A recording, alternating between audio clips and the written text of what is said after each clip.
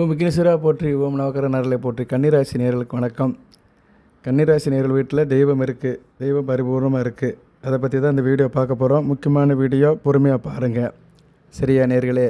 தெய்வம் குலதெய்வமோ, இஷ்ட தெய்வமோ, காவல் தெய்வமோ, ஒரு மனிதனுக்கு 3 விதமான தெய்வம் இருக்குது. குலதெய்வம்ங்கிறது பரம்பரையாக கும்பிட்றது, அப்பா வழி உறவு முறையில் வர்றது, தாத்தா பாட்டையும் பூட்டையும் கும்பிட்றது. இஷ்ட தெய்வம் நீங்களே ஏற்படுத்திக்கிறது. நம்ம வாழ்க்கையில் நம்மளுடைய கேரியரில் ஒரு தெய்வத்தை மனப்பூர்வமாக கும்பிடுவோம், அடிக்க தூரம் அந்த கோயிலுக்கு போயிட்டு வருவோம், அந்த தெய்வத்தை வேண்டிக்கிடுவோம். காவல் தெய்வம் நம்ம ஊரில் இருக்கும், ஊர் எல்லையில் இருக்கும், நம்ம ஏரியாவில் இருக்கும், அதுக்கு விழா எடுப்பாங்க, அதில் நம்ம கலந்துக்கிடுவோம். ஸோ இப்படி 3 விதமான தெய்வம் ஒரு மனிதனுக்கு அருளாசி பண்ணுது. அதன்படி இஷ்ட தெய்வம், குலதெய்வம், காவல் தெய்வத்தை வழிபாடு பண்ணுறோம். இந்த 3 தெய்வத்தில் 3 தெய்வமாக இருந்தாலும் சரி, வேறு எந்த தெய்வமாக இருந்தாலும் சரி, நம்ம வீட்டில் இருக்கா, நமக்கு அனுக்கிரகம் பண்ணுதா, அந்த தெய்வத்தோட துணை நமக்கு இருக்கா, இதை இந்த வீடியோவில் தெரிஞ்சுக்க போகிறோம். முழுமையாக பாருங்கள், லைக் பண்ணுங்கள், சப்ஸ்கிரைப் பண்ணுங்கள், பெல் பட்டன் ஆன் பண்ணுங்கள், நோட்டிஃபிகேஷன் வர எல்லா வீடியோவும் பாருங்கள். கன்னிராசிக்கு நிறைய வீடியோ போடுறேன், சரியா? பொதுவாக தெய்வத்தை பற்றி தெரிஞ்சுக்கணும்னா நம்ம ராசியில் 2ஆம் இடம், 5ஆம் இடம், 9ஆம் இடம், 4ஆம் இடம், இந்த இடமெல்லாம் நல்ல நிலமடம் இருந்துச்சுன்னா தெய்வம் நம்ம வீட்டில் இருக்குன்னு அர்த்தம். நீங்கள் பிறக்கும்போது உங்கள் ஜனன ஜாதகத்தில் ராசி லக்கணத்துக்கு 2ஆம் இடம், 4ஆம் இடம், 5ஆம் இடம், 9ஆம் இடம், இந்த இடம் சுத்தமாக இருக்கணும். பாவகிரக தொடர்பு இல்லாமல் சுபகிரகங்கள் சுக்கிரன், புதன், குரு இவங்கெல்லாம் இருந்தாங்கன்னா அந்த இடம் சுத்தமாக இருக்குது, தெய்வத்தோட அருள் இருக்குன்னு அர்த்தம். ராசியில் சந்திரன் இருப்பார். இப்போ நீங்கள் கன்னி ராசியில் பிறந்துட்டிங்கன்னா கன்னி ராசியில் சந்திரன் இருப்பார், அவர் மாற மாட்டார். ஸோ அப்பேற்பட்ட சந்திரனும் ஒளிச்சந்திரனாக இருக்கணும். சந்திரன் ஒளிச்சந்திரனாக இருக்கணும்னா எப்படின்னா, சந்திரன் குரு பார்வையில் இருக்கலாம், இல்லைனா சுக்கிரன் புதன் கூட சேர்ந்து இருக்கலாம். அமாவாசையில் சேர்ந்து இருக்கக்கூடாது. அமாவாசையில் சேர்ந்துருந்தால் இருளாயிட்டார்னு அர்த்தம். அதுபோக நீங்கள் கன்னி ராசியில் நான் சொல்கிற மாதத்தில் பிறந்தவங்களுக்கு அன்னை ஆதிபராசத்தோட அருள் இருக்கும். சந்திரனை வச்சு மையப்படுத்தி சொல்லலாம். சந்திரனிலிருந்து சொல்லுவோம். ஒருத்தங்க ஜாதகத்தில் தெய்வத்தோட அருள் இருக்குது, அந்த ஜாதகத்தில் தெய்வ அருள் இருக்குன்னா சந்திரன், குரு, புதன், சுக்கிரன் இந்த 4 கிரகங்களுமே கெட்டு போகாமல் நல்ல நிலைமையில் தனித்துவமாக இருக்கணும்.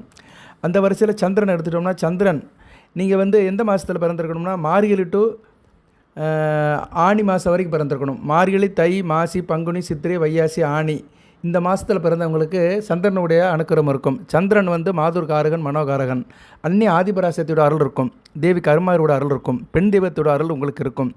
ஸோ இந்த மார்கழி மாதத்திலிருந்து ஆணி மாதத்துக்குள்ளே பிறந்தவர்களுக்கு கண்டிப்பாக அன்னை ஆதிபராசத்தோட அருள் இருக்கும். அந்த தெய்வத்தை நீங்கள் குறிப்பாக வழிபாடு பண்ணலாம், அடிக்கூடுதல் வழிபாடு பண்ணணும், சரியா? சக்தி வழிபாடை நீங்கள் அதிகப்படுத்தினீங்கன்னா நல்லா இருப்பீங்க இந்த மாதத்தில் பிறந்தவங்க. அடுத்து புதன் உங்கள் ராசிநாதன், பெருமாளுடைய அம்சம். புதன் நல்ல நிலைமையில் இருக்கணும். உங்கள் ராசிக்கு 6, 8, 12 மறையக்கூடாது. அதே மாதிரி லக்கணத்துக்கும் அவர் மறையக்கூடாது. பொதுவாக புதன் கன்னிராசியில் கன்னிராசி, கன்னி லக்கணம், மிதுன லக்கணம், ரிஷப லக்கணம், துலா லக்கணம், மகர லக்கணம், கும்ப லக்கணம் இந்த லக்கணத்தில் பிறந்தவங்களுக்கு நல்ல பலன்களை கொடுப்பாரு. இந்த லக்கணத்தில் பிறந்து புதன் 6, 8, 12 மறையாமல் இருந்தார்னா நல்ல பலன்களை கொடுப்பாரு. இது ஜனன ஜாதகத்தில் நீங்கள் செக் பண்ணிக்கணும். ஜனன ஜாதகத்தில் லக்கணத்தை தெரிஞ்சு வச்சுக்கணும். லக்கணம் தெரியாமல் ராசி பலன் பார்க்குறது வேஸ்ட்டு. நான் ஓப்பனாக சொல்கிறேன், உங்கள் லக்கணத்தை தெரியாமலாம் நீங்கள் பார்க்காதீங்க. தெரியலன்னா தெரிஞ்சுக்கோங்க, கமெண்ட் பாக்ஸில் கேளுங்க, இல்லைன்னா என்கிட்ட கேளுங்க, நான் சொல்லுவேன் நான், சரியா? கமெண்ட் பாக்ஸில் உங்கள் டேட்டா பர்த் டைம்லாம் போட்டிங்கன்னா கண்டிப்பாக லக்கணத்தை எடுத்து கொடுப்பேன். லக்கணத்தை தெரிஞ்சுக்கோங்க. அதுபோக புதன் செவ்வாய் வீட்டில் இருக்கக்கூடாது. விருச்சிகம் மேசத்தில் இருந்தாருன்னா புதனுடைய அலங்காரம் இல்லைன்னு அர்த்தம். புதன் நல்ல நிலைமையில் இருந்தாருன்னா பெருமாள் உடைய அனுக்கிரம் இருக்குன்னு அர்த்தம். நீங்கள் பெருமாள் கோயிலுக்கு அடிக்க போகணும், சரியா? பெருமாள் கோயிலுக்கு போகணும், பெருமாளுடைய நாமத்தை சொல்லணும். ஸோ புதன் தனித்துவமாக இருக்கணும். நான் சொன்ன லக்கணத்துக்கும்படி அவர் தனித்துவமாக இருக்கணும். 6, 8, 12 மறையக்கூடாது. அடுத்து குரு பகவான், தேவகுரு பிரகஸ்பதி பொன்னானன், கன்னிராசிக்கு ரொம்ப வேண்டியவர், 4, 7 கூடியவர், சுகஸ்தானாதிபதி, கலஸ்தர ஸ்தானாதிபதி. குரு பொதுவாக நிறைஞ்சு இருக்கணும். ஏன்னா குரு தான் திருவருளை கொடுப்பார். குரு பார்க்க கோடி நன்மை, எல்லா குறைகளும் தீக்கிறவர் குரு பகவான் தான். நான் இந்த வீடியோ பதிவில் கிரக அமைப்பை சொல்லிவிட்டு, கிரகங்களை பற்றி சொல்லிவிட்டு, அடுத்து சில சங்கல்பத்தை சொல்கிறேன். தெய்வம் உங்கள் வீட்டில் இருந்துச்சுன்னா என்னென்ன அறிகுறிகள் தெரியும், தெய்வம் உங்கள் கூட வருதுன்னா என்னென்ன அறிகுறியை நீங்கள் உணரலாம், அதெல்லாம் நான் பின்னாடி சொல்கிறேன். பொறுமையாக கேளுங்க, ஸ்கிப் பண்ணிடாதீங்க. பொறுமை தான் ரொம்ப முக்கியம், சரியா? பொறுமையாக கேட்கணும். சில விஷயத்துக்கு காத்து இருக்கணும், பொறுமையாக இருந்தால் தான் சில நல்ல காரியங்கள் நடக்கும். அதுபோக நீங்கள் சில காரியங்களையும் கடைப்பிடிக்கணும், சரியா நேர்களே? நல்லது நடக்கணும், கெட்டது கிடைக்கணும்னா சில நேரம் காத்து இருக்கணும்.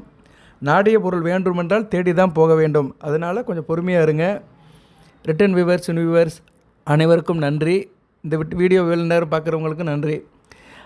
அடுத்து குரு, தேவகுரு பிரகஸ்பதி அவர் வந்து ரொம்ப முக்கியமான கிரகம். குரு வந்து லக்கணத்திலே இருக்கலாம். உங்கள் லக்கணத்திலே இருந்தாருன்னா நல்ல பலனாக பார்க்கப்படுகிறது. ராசியிலையும் இருக்கலாம்.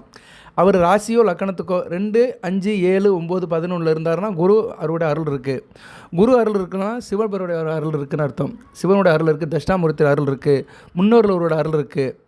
அதுபோல் சித்தர்களுடைய அருள் இருக்குன்னு அர்த்தம். சித்தர்கள் நான் நிறைய சித்தர்களை சொல்லியிருக்கிறேன். உத்தர நட்சத்திரம், சித்திர நட்சத்திரம், அஸ்த நட்சத்திரத்துக்கெல்லாம் நான் வந்து சித்தர்கள் பேரெல்லாம் சொல்லியிருக்கிறேன். அந்த சித்தர்கள் வழிபாடை நீங்கள் பண்ணலாம்.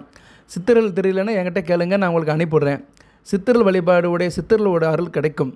குரு நல்ல நிலைமையில் இருக்கிறவங்களுக்கு சித்தர்களுடைய அருள் இருக்கும்.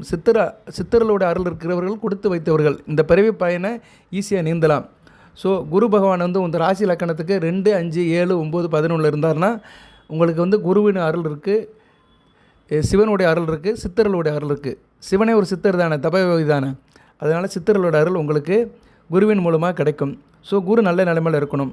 எக்காரம் மட்டும் குரு கெட்டு போகக்கூடாது. ராகு கூட சேரக்கூடாது, சூரியன் கூட சேரக்கூடாது.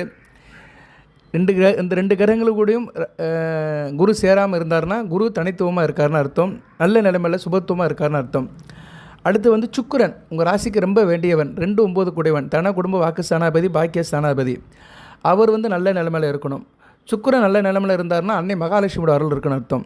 எத்தனை தெய்வங்கள் இருந்தாலுமே மகாலட்சுமியோட கருணை இருக்கணும். மகாலட்சுமியோட கருணை இருந்தால் தான் லக்ஷ்மி கடாட்சியம் இருக்கும். அஷ்டலட்சுமி நவநிதியும் கிடைக்கும். கோயில் கருவறைக்கு போனீங்கன்னா அங்கே கஜலட்சுமி இருக்கும். கருவறைக்கு முன்னாடி போனீங்கன்னா கஜலட்சுமி வச்சுருப்பாங்க. அந்த கஜலட்சுமி பார்த்தா தான், அந்த கஜலட்சுமி இருந்தால் தான் கோயில் கருவறையில் உள்ள மூலஸ்தானத்துக்கு சக்தி கிடைக்கும். கருவறையில் உள்ள தெய்வத்துக்கு சக்தியை கொடுக்கறது, அருட்கடாட்சத்தை கொடுக்கறது கஜலட்சுமி தான். ஸோ அந்த கஜலட்சுமி வந்து சுக்கிரனுடைய அம்சமாக பார்க்கப்படுகிறாள். ஸோ சுக்கிரன் வந்து உங்கள் ஜனன ஜாதகத்தில் நல்லா இருக்கணும். லக்கணத்துக்கு 3, 8, 12 மறையக்கூடாது. 12 மறைஞ்சாரா சுப பலன்களை கொடுப்பாரு, சுப விரயங்களை கொடுப்பாரு. 3, 8 மறையக்கூடாது. ஸோ கன்னிராசியில் பிறந்தவர்களுக்கு லக்கண ரீதியாக சுக்கிரன் ரிஷப லக்கணம், துலா லக்கணம், மிதுன லக்கணம், கன்னியா லக்கணம், மகர லக்கணம், கும்ப லக்கணத்தில் பிறந்தவங்களுக்கு நல்ல பலன்களை கொடுப்பார். குறிப்பாக மகர லக்கணம், கும்ப லக்கணத்தில் பிறந்தவங்களுக்கு வாரி வழங்குவார். ஸோ அப்பேற்பட்ட சுக்கிரன் வந்து 3, 8 மறையக்கூடாது. ராகு கூட சேரக்கூடாது, சூரியன் கூட சேரக்கூடாது. செவ்வாய் கூட சேர்ந்தாலும் பரவாயில்ல, பிருகுமங்கல யோகம் தான், ஓரளவு நல்ல பலன்களை கொடுப்பார். சரியா? எக்காரர் விட்டு சுக்கிரன் ராகு கூடையும் சூரியன் கூடையும் சேராமல் இருந்தார்னா சுக்கிரன் நல்ல நிலைமையில் இருக்கிறாரு, அன்னை மகாலட்சுமியோட அருள் கிடைக்குன்னு அர்த்தம். ஓகே நேயர்களே, இந்த முக்கியமான கிரகங்கள் 4 கிரகங்கள் தான். சந்திரன், புதன், குரு, சுக்கிரன். இந்த 4 கிரகங்களுமே 4 விதமான பலன்களை கொடுக்குது. அடுத்து செவ்வாய் வந்து கன்னிராசிக்கு ஆகாதவர் தான். ஆனால் நீங்கள் மற்ற லக்கணத்தில் பிறந்தீங்கன்னா நல்ல பலன்களை கொடுப்பாரு. செவ்வாய் வந்து முருகப்பெருமானோட அம்சமாக பார்க்கப்படுகிறது. செவ்வாய் சிறப்பாக இருந்தாருன்னா முருகனுடைய அனுக்கிரகம் இருக்கும். செவ்வாய் சுக்கிரன் கூட சேர்ந்து இருக்கிறாரு, குரு கூட சேர்ந்து இருக்கிறாரு, இல்லைன்னா குரு பார்வையில் இருக்கிறாரு, சந்திரன் கூட ஒளிச்சந்திரன் கூட சேர்ந்து இருக்கிறாரு, ராசியிலே சம்மந்தப்பட்டிருக்கிறாரு, ஒளிச்சந்திரன் கூட சேர்ந்து இருக்கிறாரு. அப்போனா நீங்கள் பங்குனி உத்திர அன்னைக்கு பிறந்திருப்பீங்க. இந்த அமைப்பில் செவ்வாய் இருக்கிறாருன்னா முருகப்பெருமானோட அருள் இருக்கும். அதுபோக செவ்வாய் ராகு கூடையோ சனி கூடையோ சூரியன் கூடையோ சேராமல் இருக்கணும். செவ்வாய் முடிஞ்ச அளவு தனித்து இருக்கணும். பாவகிரகங்கள் வந்து எப்போயுமே தனித்து இருந்துச்சுன்னா அந்த ஜாதகம் யோக ஜாதகம். ஸோ செவ்வாய் பகவான் வந்து தனித்து நல்ல நிலைமையில் இருந்தார்னா நல்ல பலன்களை கொடுப்பாரு. குறிப்பாக கன்னிராசியில் மேச லக்கணம், விருச்சிக லக்கணம், கடக லக்கணம், மீன லக்கணம், தனுசு லக்கணம், சிம்ம லக்கணம், இந்த 6 லக்கணத்தில் பிறந்தவங்களுக்கு செவ்வாயோட அருள் அளவுக்கு அதிகமாக கிடைக்கும். சரியா? அது குறிப்பாக கடக லக்கணத்தில் வந்து வாரி வழங்குவார். கடக லக்கணம், மீன லக்கணம், சிம்ம லக்கணம், இந்த 3 லக்கணத்தில் கன்னிராசியில் பிறந்தவர்களுக்கு முருகப்பெருமானோட அருள் கிடைக்கும். செவ்வாய் நல்ல பலன்களை கொடுப்பாரு. செவ்வாய் நல்ல நிலைமையில் இருக்கணும். குரு பார்வையிலையோ சுக்கிரங்குடியோ சுக்கிர பார்வையிலையோ புதங்குடியோ சேர்ந்து இருந்தார்னா நல்ல பலன்களை கொடுப்பாரு. ஸோ அப்படி இருக்கிறவங்களுக்கு முருகனுடைய அருள் கிடைக்கும். அடுத்து சனி பகவான் உங்கள் ராசிக்கு 5, 6 கூடியவன். சனி பகவான் அருள் இருந்துச்சுன்னா யாரோட அனுக்கிரகம் கிடைக்கும்? ஐயப்பன் அருள் கிடைக்கும், சிவனுடைய அருள் கிடைக்கும். சனி பகவான் வந்து ராசி லக்கணத்துக்கு 3, 6, 9, 10, 11 இருக்கணும். சனி பகவான் குரு பார்வை, சுக்கிர தொடர்பு, சந்திர தொடர்பு இருந்தாருன்னா நல்ல பலன்களை கொடுப்பாரு. சனி பகவான் வந்து நேர்வலு பெறக்கூடாது. சரியா? ஆட்சி உச்சம் அடையக்கூடாது. துலாமலையோ மகரத்திலையோ கும்பத்திலையோ இருக்கக்கூடாது. மற்ற இடத்துல இருந்து அவர் மறைமுகமாக சில நல்ல நிலைமையில் இருந்தார்னா சனி பகவானுடைய அனுக்கிரகம் கிடைக்கும். ஆயுள் விருத்தியாகும். நல்ல ஒரு அமைப்பை கொடுப்பார் சனி பகவான். அடுத்து ராகு பகவான் வந்து பத்திரகாளியோட அம்சம், அன்னை துர்க்கையோட அம்சம். ராகு வந்து லக்கண ராசிக்கு 3, 6, 9, 10, 11 இருக்கணும். ராகு குரு பார்வைக்கோ சுக்கிர பார்வைக்கோ புதன் பார்வைக்கோ சந்திரன் பார்வைக்கோ வரலாம். ராகு வந்து சுபகிரகங்களோட சேரக்கூடாது. சுபகிரகங்களோட சேர்ந்தார்னா சுபகிரகங்களை கெடுத்து பலனை கொடுப்பாரு. பொறுமையாக கேளுங்க. நான் எதுக்கு ஒவ்வொரு கிரகமாக சொல்கிறேன்னா ஒவ்வொரு கிரகத்தோடைய தெய்வத்தோட அனுக்கிரகம் உங்களுக்கு கிடைக்கும். எந்த கிரகம் வந்து உங்கள் ஜாதகத்தில் நல்ல நிலைமையில் இருக்கோ அந்த தெய்வத்தை தான் நீங்கள் கும்பிடணும். இதை தெரிஞ்சுக்கணும். நிறைய பேருக்கு இது தெரியாது. கண்ணா பின்னான்னு சாமி கும்பிடுவாங்க. சாமி கும்பிடுங்க வேணாம் சொல்லலை, அந்த கண்ணா பின்னான்னு வார்த்தையை வாபஸ் பண்ணிக்கிறேன். எல்லா சாமியும் கும்பிடுவாங்க, எல்லா சாமியும் கும்பிடுங்க வேணாம் சொல்லலை. ஆனால் உங்களுக்குன்னு ஒரு சாமி இருக்கும், அது ஜாதகத்தை பார்த்தா தான் தெரியும். எந்த கிரகம் வலுத்து இருக்குது, எந்த கிரகம் வந்து உங்களுக்கு தயாராக இருக்குது, எந்த கிரகம் வந்து கொடுக்கப்பட்டிருக்கு இறைவனோட அருளால் உங்கள் கர்மான்படி எந்த கிரகம் வந்து உங்களுக்கு வந்து நல்லது கொடுக்க படைக்கப்பட்டிருக்கோ அந்த தெய்வத்தை வழிபாடு பண்ணணும். அந்த தெய்வத்தை அந்த கிரகத்தினுடைய தெய்வத்தை டியூன் பண்ணால் தான் உங்களுக்கு நல்லது நடக்கும். அதை விட்டுட்டு நீங்கள் வந்து கண்ட பேர் தெரிஞ்சிங்கன்னு வச்சுக்கோங்களேன், நல்லபடியாக இருக்காது. நீங்கள் ஒரு ஊருக்கு போனோம், திருச்செந்தூருக்கு போகிறோம்னா, மதுரையிலேருந்து திருச்செந்தூருக்கு போனோம்னா தெற்கு பக்கம் போனால் தான் திருச்செந்தூர் போக முடியும், வடக்கு பக்கம் போனால் திருச்சிக்கு தான் போக முடியும். சரியா? அப்படி தான் வாழ்க்கை அமையும். வழியாக நமக்கு எது திக்கு எது திசை எதுன்னு தெரிஞ்சுக்கணும். ரைட்டு. அது போக கேது நல்ல நிலைமையில் இருக்கணும். கேது நல்ல நிலைமையில் இருந்தாலும் விநாயகப் பெருமானோட அனுக்கிரகம் கிடைக்கும். கேது ராசி லக்கணத்துக்கு 3, 6, 9, 10, 11 இருக்கலாம். கேது குருவோடு சேர்ந்துருக்கலாம், சுக்கிரன் கூட சேர்ந்துருக்கலாம், சந்திரன் கூட சேர்ந்துருக்கலாம், ஒளிச்சந்திரன் கூட சேர்ந்துருந்தால் கூட ஓரளவு நல்ல பலன்களை கொடுப்பாரு. ஸோ இப்படி கிரகங்கள்லாம் வந்து நல்ல நிலைமையில் இருந்துச்சுன்னா, நல்ல இடத்துல இருந்துச்சுன்னா, அந்த சம்மந்தப்பட்ட தெய்வத்தோட கிரகத்தோடைய தெய்வத்தின் அருள் கிடைக்கும். ஒவ்வொரு கிரகத்துக்குமே அதிதேவதை இருக்குது. Right sir. இதில் முக்கியமான கிரகங்கள் 4 கிரகங்கள் தான், சந்திரன், குரு, சுக்கிரன், புதன். ரைட்டு. இப்போ வந்து உங்கள் வீட்டில் நீங்கள் என்ன சார் செய்யலாம் அப்படின்னா, தெய்வம் எப்படி இருக்குன்னு பார்த்தோம்னா, நீங்கள் காலையில் அதிகாலையில் எந்திக்கணும், பிரம்ம முகூர்த்தத்தில் எந்திக்கணும். ஒரு 5 மணிக்கு எந்திக்கணும். 4 மணிக்கெல்லாம் எந்திக்க வேண்டிய அவசியம் இல்லை. சில பேர் 3 மணிக்கு எந்திரி, 4 மணிக்கு எந்திரி, அதான் பிரம்ம முகூர்த்தம்பாங்க. அதெல்லாம் கிடையாது. 5 மணிக்கு எந்திரிச்சா போதும். 5 மணிக்கு இயல்பாக எந்திக்கிறது நல்ல டைம். ஆணாக இருந்தாலும் சரி, பெண்ணாக இருந்தாலும் சரி, 5 மணிக்கு எந்திங்க. எந்திரிச்சிட்டு நீங்கள் என்ன பண்ணுங்கன்னா, உள்ளங்கையை பாருங்கள், ரெஃபரன்ஸ் பண்ணிட்டு வந்துட்டு உள்ளங்கையை பாருங்கள். உள்ளங்கையை பார்த்துட்டு ருணமோட்ச கணபதியை நமக்கான 11 தடவை சொல்லுங்கள், தினமும் சொல்லுங்கள். ஏன்னா கன்னிராசிக்குரியவர் ருணமோட்ச கணபதி தான். அவரை சொல்லிட்டு நீங்கள் ஆரம்பித்தாலே எல்லா காரியம் சக்ஸஸ் ஆகும். வினைதீர்ப்பான் விக்னேஸ்வரன், முதல் கடவுள், முழு கடவுள். ஸோ அந்த விக்னேஸ்வரனோட அருள் உங்களுக்கு கிடைக்கணும்னா ருணமோட்ச கணபதி நமக்கான உள்ளங்கையை பார்த்து 11 தடவை சொல்லுங்கள். தெய்வம் உங்கள் கூட இருக்கும். பிரம்ம முகூர்த்தத்தில் சொல்லணும். நீங்கள் அதை பார்த்துட்டு மறுபடியும் தூங்க கூட போகலாம். சரியா? 5 மணிக்கு மேலே எனக்கு வேலை இல்லை சார், எனக்கு காலையில் 8 மணிக்கு மேலே தான் வேலைன்னா, நீங்கள் அடுத்தலாம் வேலை பார்க்க வேண்டிய அவசியம் இல்லை. வேலை இருக்கிறவங்க வேலை பாருங்கள், ஆனால் இருந்தாலும் சரி, பண்ணாலும் சரி, அடுத்து வேலை வச்சு வேலையை பாருங்கள். இல்லைன்னா மறுபடியும் நீங்கள் பெட் ரெஸ்ட் எடுக்கலாம். விநாயகரை நினச்சிக்கணும், அவ்வளோதான். அந்த 5 மணிக்கு நினச்சிட்டு மறுபடியும் தூங்க போங்க. இப்படி செய்கிறவங்களுக்கு வந்து குலதெய்வத்தோட அருள் தெய்வத்தோட அருள் இருக்குன்னு அர்த்தம். அது குலதெய்வமோ இஷ்ட தெய்வமோ காவல் தெய்வமோ ஏதோ தெய்வத்தோட அருள் இருக்குன்னு அர்த்தம். அடுத்து வந்து காலையில் நீங்கள் 5 மணிக்கு எந்திக்கும் போது உங்களுக்கு சில சத்தங்கள் கேட்கும், சில சமிக்கைகள். கோயில் மணி சத்தம், பாட்டு சத்தம், பறவைகள் சத்தம், ஆலய மணி சத்தம், சங்கு ஊதுற சத்தம், இப்படி நல்ல சத்தம், சில சத்தங்கள் காதுக்கு இனிமையான சத்தங்கள் கேட்டுச்சுன்னா உங்களுக்கு வந்து தெய்வத்தோட அனுக்கிரகம் இருக்குது, தெய்வம் உங்களை நோக்கி வருது, தெய்வம் உங்கள் கூட இருக்குன்னு ஒரு அறிகுறி. அடுத்து வந்து நீங்கள் வந்து காலையில் குளித்து முடிச்சிடுறீங்க. குளித்து முடிச்சுட்டு பாத்ரூம்லேருந்து வெளியே வரீங்க. பொதுவாக பாத்ரூமில் குளிக்கும்போது தெய்வ கடாட்சியம் இருக்குன்னு நினைக்கிறவங்க என்ன பண்ணணும்னா, திருமஞ்சனம் கொஞ்சம் மேலே எடுத்து போட்டு குளிக்கணும். ஆணாக இருந்தாலும் சரி, பெண்ணாக இருந்தாலும் சரி, ஒரு அரை சிட்டிகை எடுத்து போட்டால் போதும். அரை சிட்டிகை திருமஞ்சனம், கொஞ்சம் மஞ்சள், கொஞ்சம் கல் உப்பு போட்டு குளிச்சிங்கன்னா தெய்வம் உங்கள் கூடயே இருக்கும். சரியா? அது தெய்வத்தினுடைய சங்கல்பம் உங்கள் உடம்பு முழுக்க இருக்கும். மனதாலும் இருக்கும், நினைவாலும், செயலாலும், சிந்தனையாலும், உடலாலும் இருக்கும். கொஞ்சம் போல் போட்டு குளிச்சுக்கணும், வாங்கி வச்சுக்கணும். சரியா? திருமஞ்சனம், மஞ்சள், கல் உப்பு கொஞ்சம் போல் போட்டால் போதும். சரியா? ஒரு சின்ன சிட்டிகை மஞ்சள், ஒரு சின்ன சிட்டிகை திருமஞ்சன பொடி, நாட்டு மருந்து கடையில் கிடைக்கும். அதை போட்டு குளிச்சுட்டு நீங்கள் அப்படியே வர்றீங்க. எப்போயுமே ஈரத்துண்டு கட்டிட்டு சாமி கும்பிடக்கூடாது, துணியை மாற்றிடணும். சரியா? துவைச்ச துணியை கட்டிக்கிட்டு தான் நீங்கள் சாமி கும்பிடணும். சாமி கும்பிட்றதுக்கு முன்னாடி சூரிய நமஸ்காரம் பண்ணணும். சரியா? சூரிய நமஸ்காரம் பண்ணால் 7 மணிக்கு மேலே தான் பண்ண முடியும். ஏன்னா சூரிய உதயமே 6:30 மணி தான் ஆகும், குறைஞ்சது 6:30 மணி ஆயிரும். சூரிய நமஸ்காரம் பண்ணிட்டு தான் நீங்கள் வந்து வீட்டுக்கு பூஜை ரூமுக்கு வரணும். ஏன்னா சூரிய ஒளி தான் வந்து கோயிலில் உள்ள கர்ப்பகிரகத்துக்கே வந்து சக்தியை கொடுக்குது. அதனால தான் நீங்கள் வந்து சூரிய நமஸ்காரம் பண்ணிவிட்டு ஆத்மகாரன் சூரியனை கும்பிட்டுட்டு நீங்கள் வந்து உங்கள் பூஜை ரூமுக்கு வரணும். சூரியன் வந்து ரொம்ப முக்கியமானவர், எல்லாரும் கும்பிடலாம். எந்த ராசியில் எந்த லக்கணத்தில் பிறந்தாலும் சூரிய நாமத்தை சொல்லணும். சூரியனோட ஆதித்ய கிருதய மந்திரத்தை சொல்லணும். தெரியாதவர்கள் வந்து நான் சொல்கிறத சொல்லுங்கள். ஓம் சூரிய பவனை போற்றி, ஆதித்தனை போற்றி, பகலவனை போற்றி, பருதியை போற்றி, உதயனை போற்றி, மார்த்தாண்டனை போற்றி, நவக்கர தலைவனை போற்றி, வெற்றி குருவனை போற்றி, பிதற்காரனை போற்றி, தாப்பனை போற்றி, மூதியர்களை போற்றி, சிம்மராசியில் ஆட்சி சேவனை போற்றி, மேசராசியில் உச்சமடைவனை போற்றி, கலியுத்த காப்பவனை போற்றி, பேரருளை போற்றி, பிரபஞ்சமை போற்றி, ஒளியை போற்றி, சுபிச்சமை போற்றி, ஓங்கார பொருளை போற்றி, ஒளிமயமானவனை போற்றி, எங்கும் நிறைந்தவனை போற்றி, எதிரில் வெல்வனை போற்றி, திருக்காயில் தருவனை போற்றி, தேக ஆரைக்கம் தருவனை போற்றி, சூரியபவனை போற்றி, பாஸ்கரனை போற்றி, சிறிய வெய்யவனை போற்றி, காருண்ய மூர்த்தியை போற்றி, கருணை கடவுளை போற்றி, கர்ணனின் தகப்பனை போற்றி, பரதியை போற்றி, பதமனை போற்றி, விக்ரமனை போற்றி, ஆதித்தனை போற்றி, ஆத்மகாரகனை போற்றி அப்படின்னு சொல்லணும். நான் எனக்கு தெரிஞ்சதை கொஞ்சம் சொல்லியிருக்கிறேன், உங்களுக்கு தெரிஞ்சதை சொல்லலாம், சமஸ்கிருதத்தில் சொல்லலாம், இல்லை நிறைய மந்திரம் இருக்குது. சரியா? தேசிக நிரசிப்பா செங்கதிர்வனை போற்றி அப்படின்னு நிறைய சொல்லலாம். கண்டிப்பாக சூரிய நமஸ்காரம் தினமும் பண்ணணும். சூரிய நமஸ்காரம் பண்ணிட்டு தான் பூஜை ரூமுக்கே வரணும். ஈர துணியை வச்சு கட்டக்கூடாது. ஈர துணியை வந்து இடுப்பில் கட்டிட்டு சாமி கும்பிடக்கூடாது. பெண்கள் வந்து இது சாத்தியப்படுதா என்னன்னு தெரியல. பெண்களுக்குன்னு தனியாக சொல்கிறேன். இந்த நைட்டியை கட்டிலாம் சாமி கும்பிடாதீங்க. சரி. ஆனால் சில பெண்களுக்கு சில நேரத்தில் டைம் இருக்காது. ஏன்னா ஒரே நேரத்தில் சமையல் கட்டியும் பார்ப்பாங்க, பூஜை ரூமையும் பார்ப்பாங்க. அந்நேரம் அவங்களுக்கு ட்ரெஸ் சேஞ்ச் பண்ண முடியாது. பொதுவாக பெண்கள் வேலைக்கு போகிற பெண்கள் வந்து அந்த எல்லா வேலையும் முடிச்சுட்டு தான் ட்ரெஸ் சேஞ்ச் பண்ணிவிட்டு வேலைக்கு கிளம்புவாங்க. ஸோ பெண்கள் உங்கள் சௌகரியத்தை பார்த்துக்கோங்க. ஏன்னா நான் என்ன சொல்லுவேன்னா, நடைமுறைக்கு எது சாத்தியப்படுறதோ அதான் ரொம்ப முக்கியம். செய்யும் தொழிலே தான் தெய்வம் சொல்லியிருக்கிறான். அதுவும் ஒரு அறிஞர், ஒரு ஞானி சொல்லியிருக்கிறாரு. செய்யும் தொழிலே தெய்வம். நீ எந்த காரியத்தை செய்கிறியோ அது நியாயமாக நேர்மையாக செஞ்சீங்கன்னா அதில் தான் தெய்வம் இருக்குது. அதனால் நீங்கள் வந்து உங்களுக்கு வாய்ப்பு இருந்துச்சுன்னா நீங்கள் வந்து ட்ரெஸ் சேஞ்ச் பண்ணிக்கோங்க. இல்லைன்னா நைட்லேயே கூட சாமி கும்பிடுங்க. சரியா? ஆனால் ஆண்கள் வந்து வேட்டி கட்டிக்கோங்க. சரியா? ஈர துணி கட்டாதீங்க, வேட்டி கட்டிக்கலாம். ஆண்களுக்கு வந்து ஈஸியாக முடியும், டக்குன்னு செஞ்சிடலாம். ஆனால் பெண்களுக்கு வந்து கொஞ்சம் வேலைப்பாடு இருக்கும், அசைகரமாக இருக்கும். அதனால் நீங்கள் உங்கள் சாய்ஸை பார்த்துக்கோங்க.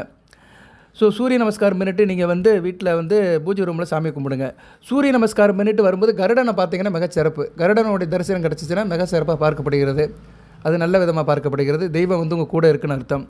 அது சூரிய நமஸ்காரம் பண்ணிட்டு நீங்கள் பூஜை ரூமுக்கு வரும்போது நறுமணம் உங்கள் நாசியில் வருது. உங்கள் மூக்கில் வந்து நறுமணம், ஒரு சாம்பிராணி மனம், ஒரு மல்லிகைப்பூ மனம், ஒரு பக்தி மனம், இல்லைன்னா ஒரு தெய்வீக மனம், விபூதி மனம், சந்தன மனம், இப்படி எதுவும் நீங்கள் உணர்ந்தீங்கன்னா கண்டிப்பாக தெய்வம் வந்து உங்களை இழுக்குது. நீ வந்து என்னை பூஜை ரூமுக்கு வா, என்னை கும்பிடு, என் நாமத்தை சொல்லு, உனக்காக நான் எதிர்பார்த்துட்டு இருக்கிறேன்னு தெய்வம் வந்து உங்களை இருகரம் கும்பி வரவேற்குது. இது நல்ல சங்கல்பம், நல்ல திருக்கூடல். இதை வந்து நல்லபடியாக வச்சுக்கோங்க. இதெல்லாம் தெரிஞ்சிச்சுன்னா தெய்வம் உங்கள் கூட இருக்குன்னு அறிகுறிகள். உங்கள் கூட இருக்குது, உங்கள் வீட்டில் இருக்குதுன்னு நீங்கள் தெரிஞ்சுக்கலாம். அடுத்து நீங்கள் பூஜை பண்ணுறீங்க. பூஜை பண்ணிட்டு இருக்கும்போது வீட்டில் வெளியே பசுமாடு சத்தம் கேட்கு. பசுமாடு வீட்டுக்கு முன்னாடி வந்து நிற்கிது. இல்லைன்னா நாய்கள் செல்லமாக குறைக்குது. இல்லைன்னா யாசகர், ஒரு சன்னியாசியோ ஒரு யாசகர் வந்து யாசகம் கேட்குறாரு, பிச்சை கேட்குறாரு. அப்படிலாம் நடந்துச்சுன்னா கண்டிப்பாக தெய்வம் அவங்க வீட்டில் இருக்குன்னு அர்த்தம். இது அடிக்கிறதுக்கு நடக்குதுன்னா சத்தியமாக அவங்க வீட்டில் அவங்க தெய்வம் இருக்குன்னு அர்த்தம். இதை நீங்கள் வந்து கண்டிப்பாக உணரலாம். சரியா? அந்நேரம் என்ன பண்ணணும், உங்களால் முடியலைன்னா வீட்டில் இருக்கிறவங்க அவங்களுக்கு எதனாச்சும் கொடுத்து அனுப்பலாம். அவங்களுக்கு சாப்பாடை கொடுத்து அனுப்பலாம். திருவோடு ஏந்திட்டு வந்தாங்கன்னா அவங்கள வெறுமனே அனுப்பக்கூடாது. அவங்களுக்கு ஏதோ அரிசியோ சாதமோ கையில் காசோ ஏதோ கொடுத்து விடணும். திருவோடு ஏந்து வருகிற யாசகர்களுக்கு கண்டிப்பாக ஏதோ நம்மளால் முடிஞ்சது பண்ணணும். சரியா? ஒன்றுமே இல்லைன்னா கையில் ஒரு ரூபா இருந்தால் கூட ₹1 போட்டு சிவாய நமகன்னு சொல்லி அனுப்பிவிடுங்க. இதெல்லாம் நடந்துச்சுன்னா நல்ல அமைப்பு. உங்கள் வீட்டில் பூஜை புனஸ்காரம் பண்ணும்போது வெளியே யாசகர் வந்து நிற்கிறாங்க அப்படின்னா தெய்வம் வந்து உங்கள் வீட்டை நோக்கி வருது அப்படின்னு அர்த்தம். இதெல்லாம் உணரலாம். சரியா நேரில் இதெல்லாம் உணர்ந்தோம்னா கண்டிப்பாக தெய்வம் நம்ம வீட்டில் இருக்கும். நம்பினாதான் நடராஜன். தெய்வத்தை கண்ணால் பார்க்க முடியாது, உணரலாம். ஆனால் சில பேர் பார்ப்பாங்க. ஆனால் இதுதான் தெய்வம்னு தெரியாது. தெய்வம் நேரில் நடமாடுது. சித்தர்கள்லாம் நடமாடுறாங்க, வந்துட்டு போகிறாங்க, நம்ம கூடயே இருக்கிறாங்க, நமக்கு தெரியாது. அந்நேரம் அவங்க நம்மக்கிட்ட வரும்போது சில நல்ல காரியங்கள் நடக்கும். நம்மளை சுற்றி நல்ல ஒரு பாசிட்டிவ் வைப்ரேஷன் கிடைக்கும். அந்நேரம் நம்ம செயல்படுற காரியங்கள்லாம் சந்தோஷமாக இருக்கும். சில நேரம் பாருங்கள், நம்ம ரொம்ப சந்தோஷமாக இருப்போம், ரொம்ப ரம்மியமாக இருப்போம், ரொம்ப பரவசமான நிலையில் இருப்போம். அந்நேரம் வந்து அந்த சித்தர்களுடைய சங்கல்பம் நமக்கு கிடச்சிருக்கும். அவங்க நம்மளை சுற்றி பார்த்துட்டு போயிருப்பாங்க, இல்லைன்னா நம்மளை ஓர கண்ணை அப்படி பார்த்துட்டு போயிருப்பாங்க. அது அவங்க எல்லாத்தையும் பார்க்க மாட்டாங்க, நல்லவங்கள தான் பார்ப்பாங்க. அவங்களுக்கு தெரியும் இவன் நியாயமானவன், நேர்மையானவன், வருத்தப்படுறவன், பிறர் கஷ்டத்தை தாங்க மாட்டான், குடும்பத்துக்காக வாழ்கிறான், இவன் ஒரு நல்லவன், இந்த லௌகிக வாழ்க்கையில் கஷ்டப்பட்டு குடும்பத்தை காப்பாற்றுறான், நியாய நீதிக்கு கட்டுப்பட்டவன் அப்படின்னு தெரிஞ்சுக்கிட்டு அப்படி ஒரு கடைக்கண் பார்வை பார்த்துட்டு போவாங்க. நமக்கு அன்றைக்கி பொழுது நல்லாயிருக்கும். ஸோ சித்தர்களுடைய சித்தர்கள் வந்து இந்த பூமியில் இன்னும் உலாவுறாங்க. அதுபோல் சப்த சிரஞ்சீவிகளும் உலாவுறாங்க. சரியான நேரில் அவங்களுடைய கடைக்கண் பார்வை நம்ம கிடைக்கணும். அப்படி கிடைக்கணும்னா சில கைங்கரிங்க நம்ம பண்ணணும், சில காரியங்கள் பண்ணணும். சப்த சிரஞ்சீவிகள், ஆஞ்சநேயர், இவங்களாம் சாகாவரம் பெற்றவர்கள். ஆஞ்சநேயர், பக்த மார்க்கண்டர், பரசுராமர், வேத வியாசகர், மாபிலி சக்கரவர்த்தி, விபூஷணர், அஸ்வத்தம்மா, இந்த 7 பேருமே இந்த பூமியில் இருக்கிறாங்க. மக்களோட மக்களாக கலந்து நடந்து போயிட்டு வந்துட்டு தான் இருக்கிறாங்க. அவங்களுடைய கடைக்கண் பார்வை நம்ம கிடைக்கணும்னா என்ன, நம்ம நல்லபடியாக வாழணும். கிடச்சிருச்சுன்னா நம்ம யோகம்தான், எல்லா தோஷமும் சரியாக போயிடும். ஏன்னா அவங்க யுகமாக வாழ்கிறாங்க. சிரஞ்சீவிகள், சாகா வரம் பெற்றவர்கள். இதுக்கு வேணால் இன்னொரு நாள் தனியாக வீடியோ போடுறேன். சரி, அடுத்து வந்து உங்கள் வீட்டில் காலையில் நீங்கள் வீட்டில் சாமி கும்பிட்றீங்க, இந்த இதுக்கு நடக்குது. அடுத்து வந்து உங்கள் வீட்டில் செடி கொடி வச்சுருக்கீங்கன்னு வச்சுக்கோங்களேன். அதில் பூக்கள் நல்லா பூக்கினா தெய்வம் வீட்டில் இருக்குன்னு அர்த்தம். செம்பருத்தி பூ நல்லா பூக்கினா முருகப்பெருமானோட அருள் இருக்குன்னு அர்த்தம். அரளிப்பூ நல்லா பூக்கினா அன்னை ஆதிபராசக்தியோட அருள், அம்மனோட அருள் இருக்குன்னு அர்த்தம். மருதாணி செடி நல்லபடியாக பூத்து கொழுங்குது அப்படின்னா மகாலட்சுமி உங்கள் வீட்டில் வாசம் பண்ணுறான்னு அர்த்தம். துளசி செடி நல்லபடியாக இலை தழுது அப்படின்னா பெருமாளுடைய அனுக்கிரகம் இருக்குன்னு அர்த்தம். ஓமவெளி செடி நல்லபடியாக வருதுன்னா மகாலட்சுமியோட அனுக்கிரகம் இருக்குன்னு அர்த்தம். வேப்ப மரம் நல்லா இருக்குது, வேப்ப மரத்தில் வேப்பங்குழந்து வருதுன்னா உங்கள் வீட்டில் வந்து ஆதிபராசக்தி இருக்கான்னு அர்த்தம். சரியா? வேப்ப மரம் இல்லாத வீடு வெறும் வீடு. அந்த காலத்தில் வீட்டுக்கு ஒரு வேப்ப மரம் வைப்பாங்க. இப்போ வேப்ப மரம் வச்சுன்னா அதுக்கு நீங்கள் தண்ணி ஊற்றுங்க. சரியா? வீட்டில் அந்த கோமகுண்டத்தில் பண்ணுறோம் பார்த்தீங்களா, டெய்லி பண்ணுறோம் பார்த்தீங்களா, பூஜை ரூமில் பண்ணுற தண்ணி இருக்குது பார்த்தீங்களா, கிண்டியில் பண்ணுற தண்ணியை வேப்ப மரத்துக்கு ஊற்றினா ரொம்ப புண்ணியம். அதை காட்டில் ஒரு பெரிய வழிபாடு, பெரிய கோயில் உலகத்துக்கு போகிறத காட்டில் அந்த வழிபாடு பண்ணணும். அது எப்படி பண்ணணும்னு அதையும் சொல்கிறேன். இதெல்லாம் பண்ணினீங்கன்னா கண்டிப்பாக தெய்வம் உங்கள் வீட்டில் இருக்கும். சத்தியமாக சாமி உங்கள் வீட்டில் இருக்கும். இப்போ நீங்கள் வந்து அந்த சில பேர் பித்தளை செம்பில் வைப்பாங்க, சில பேர் சின்ன கிண்டியில் வைப்பாங்க. அந்த சின்ன கிண்டியில் ஒரு 100 ml தண்ணி ஊற்றுங்க, முக்கால்வாசி ஊற்றுங்க போதும். அது மேலே வந்து என்ன பண்ணுங்கன்னா வேப்பிலை போடுங்க, கருவேப்பிலை போடுங்க, ஒரு பூ போடுங்க, பன்னீர் ஊற்றுங்க, பச்சை கற்பூரம் போடுங்க, மஞ்சள் விபூதி போடுங்க. பச்சை கற்பூரம் இருந்தால் போடுங்க, இல்லைன்னா பன்னீர் ஊற்றினா போதும். மற்றபடி வீட்டில் பூக்கள் என்ன பூக்கள் இருந்தாலும் அதை போடலாம். ரோஜாப்பூ, மல்லிகைப்பூ போடலாம். இதை போட்டுட்டு அந்த தெய்வத்தை வணக்கம் பண்ணுங்கள். அருகம்புல் கூட போடலாம். இதில் ஒவ்வொரு தெய்வத்துக்குமே ஒவ்வொரு இலதலை இருக்குது. அருகம்புல் வந்து விநாயகருக்கு, வேப்பிலை வந்து ஆதிபராசக்திக்கு, கருவேப்பிலை வந்து முருகனுக்கு, சிவனுக்கு வந்து வில்வம் போடலாம். துளசி போட்டால் பெருமாள், நறுமண பூக்கள் போட்டால் மகாலட்சுமி, வெள்ளை பூக்கள் போட்டால் சரஸ்வதி. ஸோ இப்படி ஒவ்வொரு தெய்வத்துக்குமே ஒன்று இருக்குது. உங்களுக்கு வந்து மருதாணி இலை கூட போடலாம். மருதாணி இலையிலும் மகாலட்சுமி இருக்கிறா. சரியா? நம்ம வீட்டில் இருக்கிற இது பூக்களை கூட எடுத்து போடலாம். சரியா? செம்பருத்தி பூ கூட போடலாம். செம்பருத்தி பூவை போட்டும் கூட சாமி கும்பிடலாம். சரியா? நல்ல விதமாக பார்க்கப்படுகிறது. இப்படி நான் சொன்ன இந்த பூக்கள் இலைகளில் உங்களுக்கு எது கிடைக்குதோ அதை வந்து போடுங்க. போட்டுட்டு அதை வந்து வச்சுட்டு அதை நமஸ்காரம் பண்ணுங்கள். சரியா? நெய்வேத்தியம் பண்ணுறவங்க நெய்வேத்தியம் பண்ணலாம். இல்லைன்னா இதை வச்சு பற்றி சூடம் காட்டி கும்பிட்டுருங்க. மறுநாள் காலையில் இதை நீங்கள் வந்து பக்கத்தில் இருக்கிற மரத்துக்கு ஊற்றுங்க. வேப்ப மரம், அரச மரம், ஆலமரம், புங்க மரம், கருவேப்பிலை மரம் இதுக்கெல்லாம் ஊற்றலாம். முருங்கை மரத்துக்கு ஊற்றிடாதீங்க. அதுபோக செடி இருந்தால் ஊற்றலாம். செம்பருத்தி செடி, மருதாணி செடி இது இருந்துச்சுன்னா அதுக்கு அடியில் ஊற்றிட்டிங்கன்னா அப்படியே தெய்வம் உங்கள் வீட்டிலே இருக்கும். உங்கள் வீட்டை காவல் காக்கும். சரியா? உங்கள் வீட்டுக்குள்ளே எந்த தீய சக்தியும் வராது. இதெல்லாம் உண்மை. நீங்கள் அங்கிட்டு எங்கேயும் போக வேண்டாம். வண்டி பிடிச்சி கோயிலுக்கு போக வேண்டாம், டூருக்கு போக வேண்டாம். ஊரை கூட்டிகிட்டு நாட்டை கூட்டிகிட்டு அவன் அதை சொன்னான், அந்த குருக்கள் அதை சொன்னான், சாமியார் அதை சொன்னால், இந்த பரிகாரம் பண்ணு, அது இது எதுவும் வேண்டாம். இதை செஞ்சுட்டு அந்த இறை நாமத்தை சொல்லுங்கள். உங்களால் முடிஞ்சாலும் மனசாலும் வாயாலும் சொல்லிவிட்டு அதை நீங்கள் செஞ்சீங்கனாலே தெய்வம் உங்கள் வீட்டில் இருக்கும், உங்கள் கூடயே இருக்கும். இது சத்தியம். நான் தினமும் அப்படி தான் செய்கிறேன்.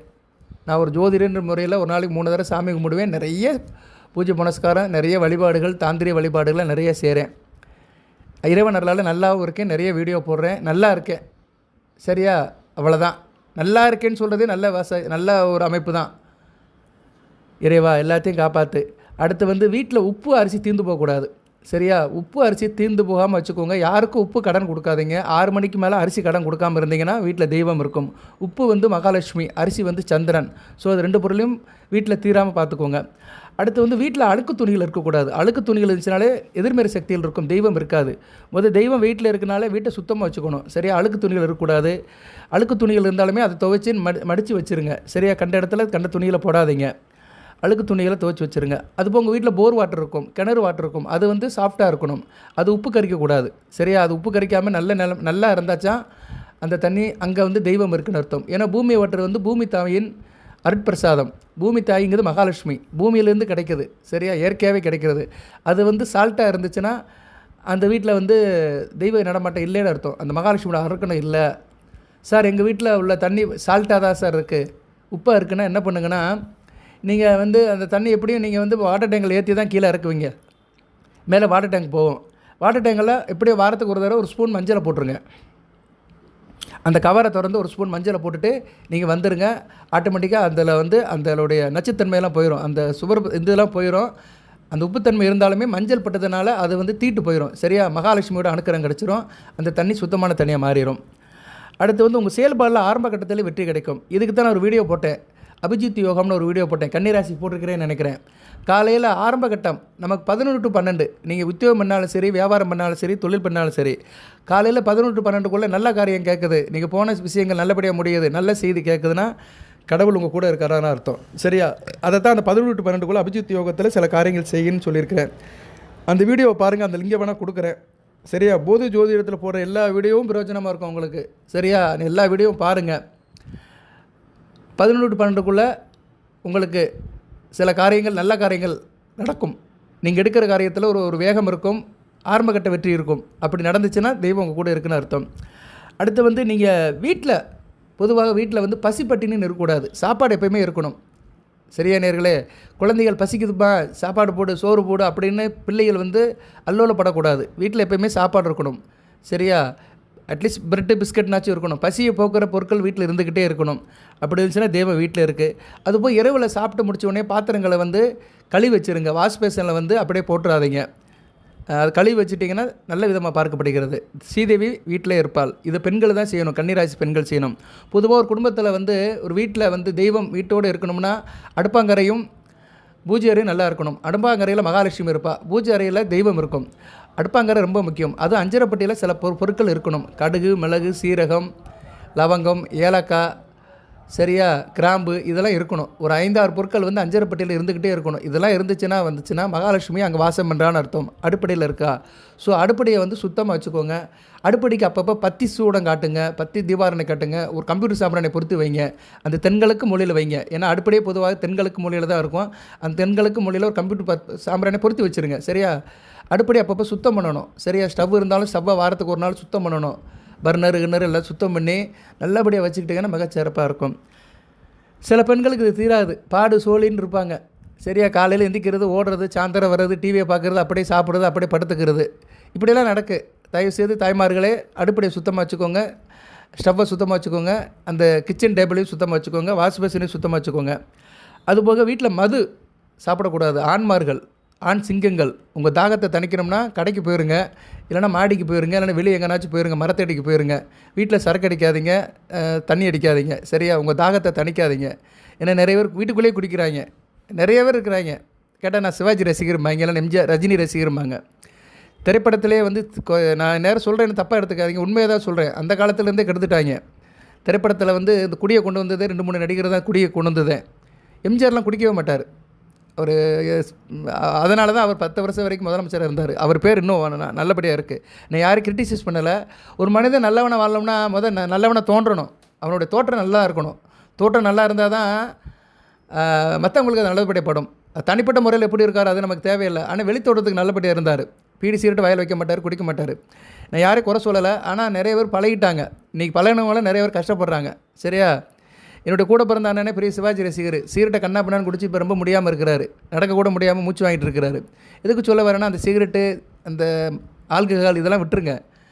சரியா? அதெல்லாம் தவிர்த்துருங்க. ஆனால் அரசாங்கத்திலே கடையெல்லாம் வச்சுருக்கிறாங்க. சிலது தவிர்க்க முடியலை. இந்த பேச்சு நேரம் எனக்கு தேவையில்லை. இருந்தாலும் சமுதாய நலன்களை சொல்கிறேன். நான் ஒரு ஜோதிடர் இருந்தாலும் நானும் இந்த சமுதாயத்தில் ஒரு அங்கம் தான். இந்த சமுதாய மக்களோடு தான் வாழ்கிறேன். சமுதாயத்துக்காக தான் வீடியோ போடுறேன். நான் எனக்கு சன்னியாசியாக காட்டுக்குள்ளே வீடியோ போடுறேன். நீங்கள் தானே கேட்குறீங்க, இந்த சொசைட்டியில் இருக்கிறவங்க கேட்குறீங்க. அதனால் வீட்டில் தயவுசெய்து ஆல்கஹால் எடுக்காதீங்க.